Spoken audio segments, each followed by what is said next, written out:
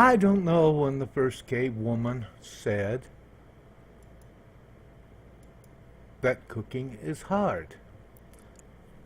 Maybe they said hunting is hard and cooking is easy.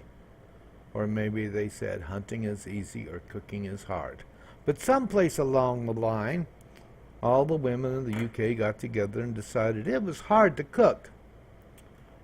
And it just spread all over the world from there. So all the women all over the world, not all over the world, I mean there's countries where the women pride themselves in their cooking.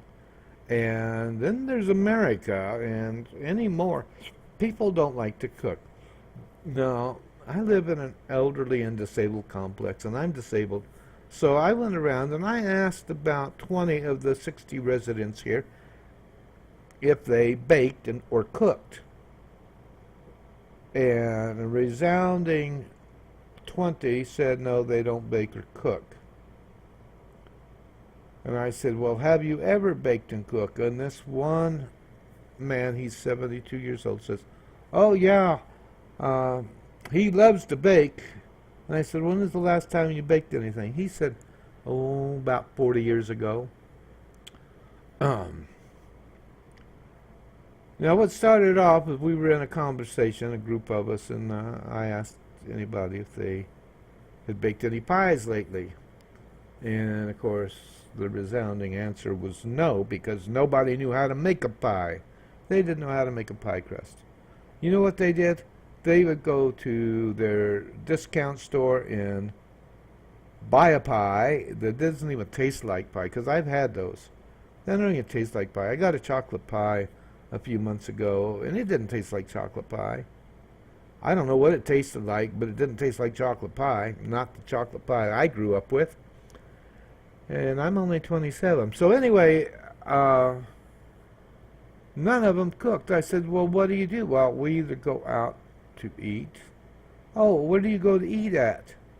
Now, I'm not mentioning any names here, but none of them were restaurants. They were all fast food joints.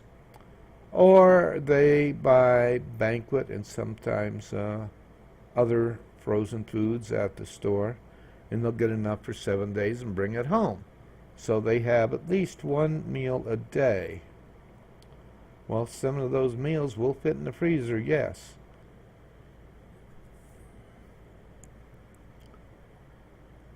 Now, first of all, I want you to subscribe to this channel because I teach you a lot and I show you a lot. I want you to click the like button. I want you to share this video with all your friends. See the share button down there? Share that with all your friends. And then I want you to make comments. But I don't want you to tell me, oh, this is a great video, and you didn't subscribe, you didn't click the like button, because I'm going to ignore that and I won't approve the comment, because I see some of these kids' channels and they're talking about everything but what the kid was trying to get across to them, or the adult for that matter. Oh, subscribe to my channel and I'll subscribe to yours. I don't want to see that. Okay, this is Robot Chef Alice, and a lot of you know her. She's done a few reviews on RemyMegs.com, so go read those. And she's doing more as time goes on. She's just getting into this. But the thing about reviews on RemyMegs.com is that the reviewers have to actually see the movie. A lot of times these reviewers that you see on the net will have a review, 6 months before the movie's out. That's because they saw the trailer and they decided if they either liked the trailer or they didn't like the trailer, and they wrote the review based on the trailer. They never saw the movie because they couldn't see the movie. But anyway, all of our reviewers on RemyMegs.com do see the movies before they do a review on them. Now, if you're wondering why I'm not talking about the video, and that's because we have the recipe for everything at the end of the video that you can copy. You can stop the video, do a print screen, print it out, anything you want to do with it, because we're making this for you. But you can see what she's doing, and this is what I say. She's doing this 4 times as fast as a human could. By the way, isn't she fast? That's what happens when you're a robot. You can do those things fast, and you never get tired. Although she does fall asleep sometimes. Yeah, and she can, and she's so good. There you go. Now you got a ball there, and she's going to flatten that ball. Okay, now she's kind of, and then she's going to wrap it up, and she's going to put it in the refrigerator for at least 1 hour. And actually, we left it in the refrigerator for 3 days, maybe even 4 days, because we were busy with stuff all week long. So we didn't get a chance. This video is about a week late because of it. Now she's making a total of 4 different pie crusts here. 2 for the bottom. Well, that's 2 pies. She's making 2 pie crusts for 2 pies. And then she has to have 2 pie crusts for the top of those 2 pies. And you'll see that on the pie recipe when we do those. We'll show you how to make the pies. I think I'm only going to show you one, though. You'll get the idea, unless you want to see both of them. It'll depend on your comments. But anyway, I think we're going to show the peach pie one. I can't remember for sure. But you'll see it when it comes out. I have 2 tank videos coming out soon. My friend I Am Lost, not me, my friend I Am Lost, who I usually refer to as Lost, had a very good week in tanks. I did not. I did have 1 tank, but I didn't get a lot of kills. I did great as far as points. But he's got this. He's got 2 videos that he wants me to do. He asked me to do them. Can you believe that? I want people to know how good I am. Okay. He's not bragging. He is good. He gets killed quite quickly usually, but on these 2 games he did quite good. So I'm going to do the videos, and they'll be coming out in the next couple of weeks. And we have some more videos coming out. Let's see. I'm not quite sure what they are, but I know they're written down someplace around here. Today was Alice's cleaning day in my apartment. However, because we had a guy fixing my door handle fell off, and on the front door, and the door was falling apart, so they had to do some major repairs, and he was here most of the day doing that. And this is while Alice was doing shopping and trying to put things away and get food together for the next month. Whoa, I mean, she was sorting out cooked shrimp, and she was sorting out tamales. I got like 8 chicken tamales and 8 beef tamales, and she had to sort all that stuff out. Now that's the food we got from the store, but see, we have a roast coming up. We've got 20 pounds of chicken to do.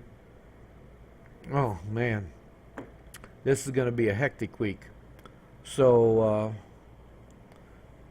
as you can see, we're busy here, and I'm working on my storefront at RemyMegs.com. You can go to RemyMegs.com, and on the top there you'll see store. Well, that's the new store I'm putting together. It's not all done yet. I don't even know if the pricing works right.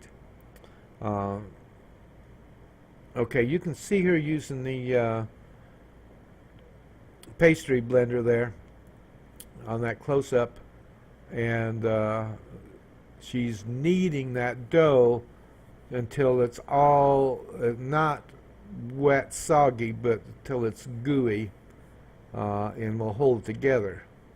And if it's not gooey enough, I mean, if it's too gooey, she puts more flour in it.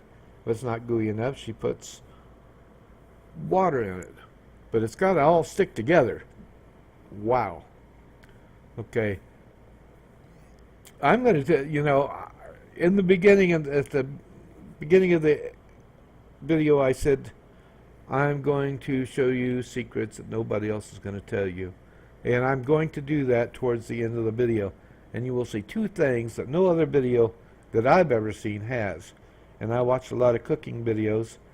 For instance, my lighting. You'll notice between this and the original lighting, this is 10 times better.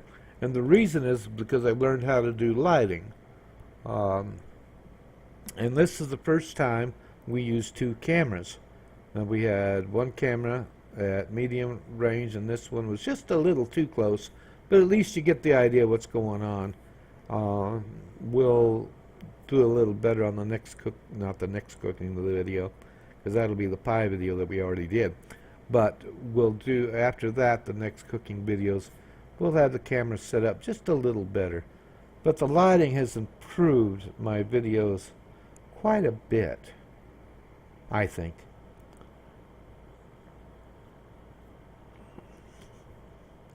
Now she's got her dough, and I don't know if this is number 3 or 4 she's done, because I haven't been counting. Which you can see the pastry blender there, which is a lot easier to clean up, she says, than a food processor. Wow. I didn't know that. I would have bought the food processor for her, but she said no, she wants the blender.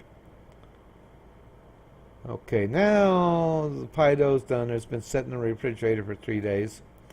And she's taken it out there, and now she's going to roll it. And this is where a couple of the secrets come in. Now, if you've ever bought flaky biscuits at the grocery store and popped them open and put them in the oven, you know how flaky they are. Well, that's because of how they do it. They roll it and thin it, and they fold it, and of course they've got machines to do that. Got these big machines, and it rolls the dough, folds it, rolls it, folds it. So they keep doing that about 64 times before they cut it and put it in those little things. So basically that's what we're going to do. Now we're not going to do it 64 times, because even a robot will wear out. But you're going to see Alice fold this dough. And the more it's folded, the flakier the crust will be. So pay attention here. This is important for real flaky pie crust. Putting butter in your dough does not make it flaky. What makes it flaky is how you roll it. So she's rolling it out. And she's going to check to make sure it's the right size before she folds it. Now watch this. Okay, it's the right size. It's over. Now watch, there's the fold. Wow. Okay, and this fold is important. Now she's going to do that at least 3 times, or maybe 4 times, but that's going to give us at least 12 layers of dough, believe it or not, because in between each layer there is what? Flour. And that makes the dough flaky. So here she goes again, and she's rolling it out. She's going to roll it out to be at least 1 inch over the edge of the pie pan. Now here's where you got to be careful. You don't want your pie crust thick, but you don't want it too thin either, because if it's too thin, it's going to tear apart when you start to mess with it. And there's another fold. You can see her folding it again. All right. If it's too thin, it's going to tear apart. If it's too thick, it's going to taste doughy, and you don't want a pie crust that tastes doughy. So you want to roll it out, and it's going to take, you got to experiment with that, because it's going to, you can see it, but it still takes a little talent to get it just right. And so the first couple of times it may be too thin, or it may be too thick, but you'll get the idea, and will get it. And either way, if you follow the directions at the end of the video, then you will know that you have a flaky pie crust, and everybody's going to love it regardless of how thin or thick it is. But just remember in your own mind that it can be better. Anything can always be better, even what we do here. One of the things we did here is we forgot that we were going to put a top on the pie, so we crimped the edges of the pie before we should have. Duh! Now we know better, and we made the mistake. So we won't do that the next time we make a pie, I tell you that. Now if you're making a chocolate pie or a cream pie, then you crimp the edges like Alice is going to do here in a few minutes. Now notice that's 4 times. That's 4 times folded 4 ways. That's 12 layers she's done now. So this pie crust is 12 layers thick. Now it doesn't seem like it because it's rolled out, but it is 12 layers. I can't count very good. Maybe it's 9 layers. If she rolled it 3 times, if she folded it 3 times, 3 times 4 is 12. Yeah, that's right. 3 times 4 is 12. If she folded it 4 times, then it's 16 layers. But you get the idea. The more you fold it, the more layers you have. The more layers you have. Now what she's doing here is she's buttering. She's putting butter on the in the pie dish. Now I don't suggest. She wanted to know if she could use cooking spray. I don't suggest cooking spray, although canola oil, a light coat of canola oil would work, but don't spray it on. Put it on with your finger or a spatula or something. But don't use cooking spray because the cooking spray has stuff in it that you don't want. And you can use olive oil too, although I don't like olive oil in it, and I use olive oil on a lot of stuff.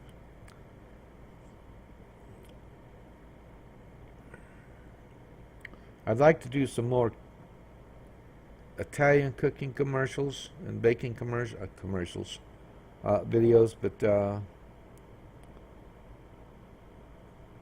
we don't have the equipment for that just yet. And it takes time to get all this equipment together.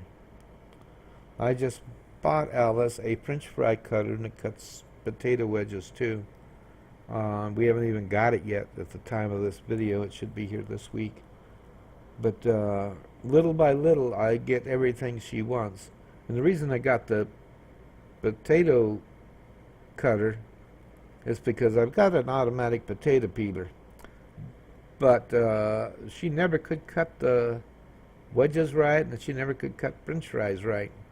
And you know, robots, you know, I don't know programming language, so I can't program her right. But I couldn't fix it, so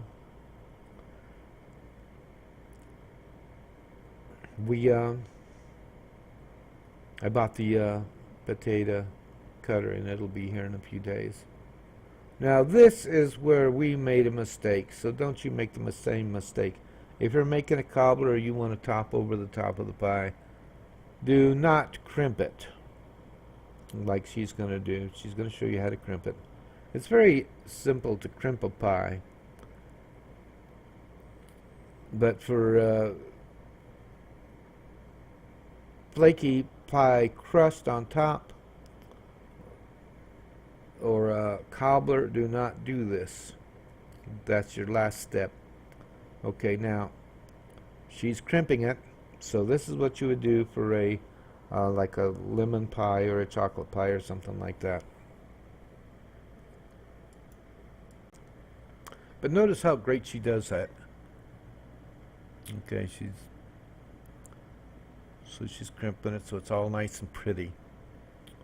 Now again, if you're making a pudding type pie, not UK pudding, Paul, but if you're making a pudding, like a instant pudding or a cooked pudding is better.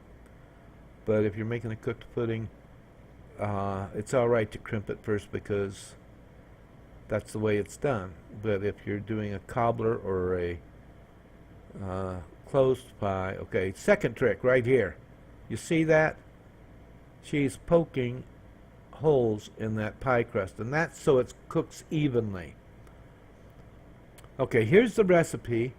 Please feel free to stop the video, copy it, print it out, or print it out from your screen. It doesn't matter as long as you have the recipe. This tells you everything you need to do, and it tells it to you in a simple way. This is Remy Meigs. You have a good life.